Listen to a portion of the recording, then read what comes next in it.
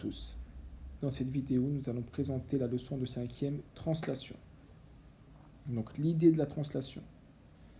Une translation est une transformation géométrique qui correspond à un glissement, sans rotation, retournement ni déformation de cet objet.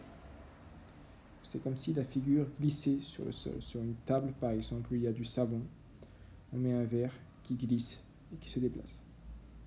Donc définition et propriétés.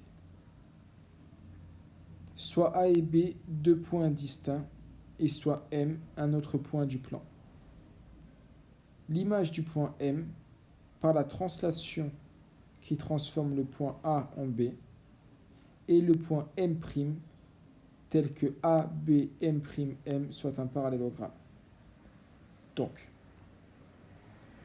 on a dit l'image du point M par la translation qui transforme A en B.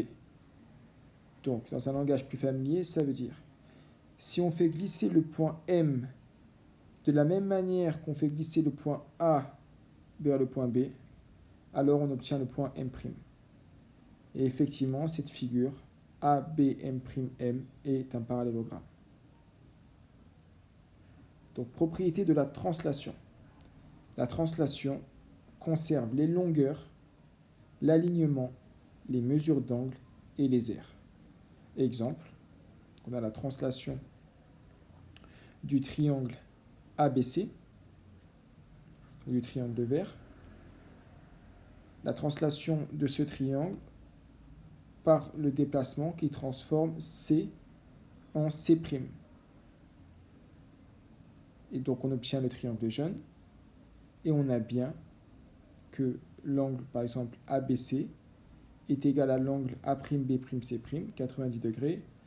La longueur AB est égale à la longueur A'B', 2 cm. Les points A, D et C sont alignés et les points A', D' et C' sont alignés. L'aire de ABC est égale à l'aire de A'B', C' à 4 cm². Donc les longueurs, l'alignement, les mesures d'angle et les aires sont conservées. Juste la figure qui a glissé. Donc construction de translaté. Nous utiliserons les mêmes méthodes que pour la construction de parallélogrammes.